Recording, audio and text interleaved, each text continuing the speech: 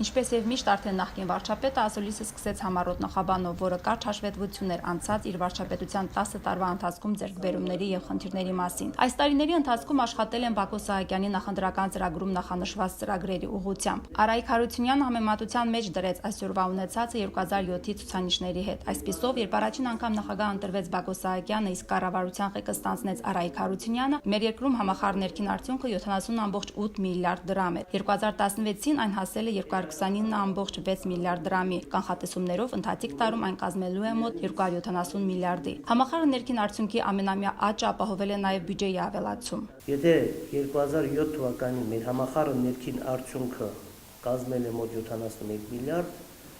2018 թվականի բյուջեն պլանավորում ենք 100 միլիարդ։ Անցած տասնամյակի ընթացքում տնտեսության բոլոր ճյուղերում աճ է գրանցվել՝ արդյունաբերություն, շինարարություն։ Եթե 2007-ին շինարարության ծավալը տարեկան երկրում 20.8 միլիարդ էր, 12 թվականի 38, 16 թվականի 46 միլիարդ։ 17-ին որ 20-25% նվազագույնը աճ ենք ավելի մեծ շինարարության աճ ենք ունենալու 16 թվականի համեմատ։ Տնտեսական աճի եւ բնակչության բարեկեցության մակարդակի բարձրացման մասին է խոսում նաեւ էլեկտրաէներգիայի սպառման ծավալների 127 միլիոն կիլովատ-ժամով ավելացումը։ Հատկանշական է, որ այսօր սպառվում է տեղական արտադրանքը։ Հիդրոէներգետիկայի զարգացումն ու մասնավորապես փոքր հեկերի կառուցումն ու շահագործումը այդ ձեռքբերումն ապահովեց։ Արայիկ Հարությունյանը գոհունակությամբ ավելացնում է, այսօր ոչ միայն դարձել ենք էներգետիկ առումով ինքնաբավ, այլև արդեն արտահանող երկիր։ 7 ամիսների ընթացքում լրացիչ արտահանել են 35 միլիոն կիլովատ-ժամ էլեկտրաէներգիա Հայաստանի Հանրապետություն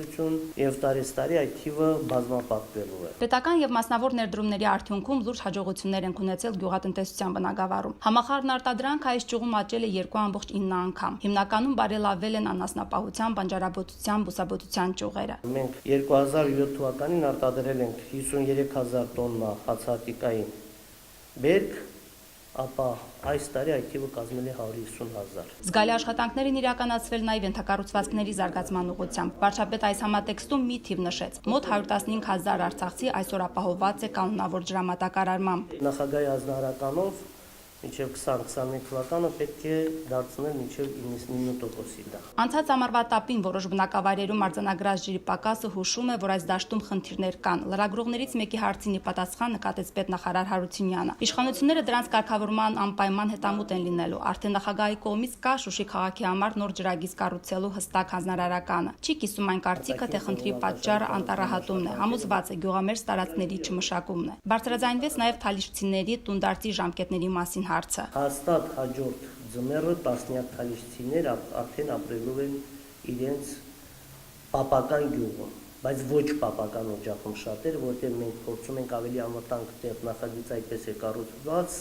որ այդ անվտանգ տարածքներում կառուցվի բնակարանին համեմատական անվտանգ։ Ժողովրդագրական պատկերի բարելավումը եւս նախագահի նախընտրական խոստումներից է։ Այս ուղղությամբ մի շարք ծրագրեր իրականացվել եւ իրականացվում են։ Արդյունքները բավարար չեն, բայց եւ տխուր չեն։ Աճ այնուամենայնիվ կա, հավելեց պետնախարարը։ Միջինը 2000 ծնունդը դարձել է 2500։ Նախկին վարչապետը կատարյալ չի համարում անցած 10 տարիների կառավարության գործունեությունը։ Խնդիրներ այո կան, նույն առողջապահության, կրթության ոլորտում։ Դրանց լուծումը շարունակելու է մնալ օրակարգային։ Չշրջանցվեց նաև կառավարության կազմի եւ կառուցվածքի փոփոխությունների հետ կապված հարցերը։ Արայիկ Հարությունյանը վստահեցրեց, այդ փոփոխությունները ծրագրերի փոփոխությունների չեն հանգեցնի։ Դրանց արդյունքում պետական ապարատը պիտի օպտիմալացվի, բայց դա չի ցնելու նոր սոցիալական խնդիրներ, խոստացավ պետնախարարը։ Միշտ հայտարարվել է նախագահի կողմից, մեր բոլորի կողմից, որ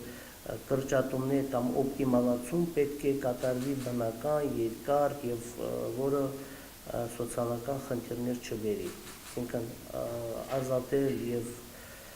չտալ աշխատանքի հնարավորություն, սա մեր գործելավոճը չէ։ Իսկ դիտարկումը, թե իբր նախկին վարչապետի նորանշանակ պետնախարարի տրամադրությունը ցածր է, թյուր է, հավաստիացրեց Արայիկ Հարությունյանը։ Այն, որ իր լիազորությունները նվազել են, նշանակում է նաև, որ պատասխանատվության չափն է նվազել։ Ոգևորված է, ինքը համակարգելու է իրեն հոգեհարազատ տնտեսական բլոկի նախարարությունները։ Կպահանջվի մեծ եւ հետեւողական աշխատանք։ Պահանջվելու է շատ մեծ տաժանակ իր աշխատանք, պահպանելու գոնե նվազագույնը 8%,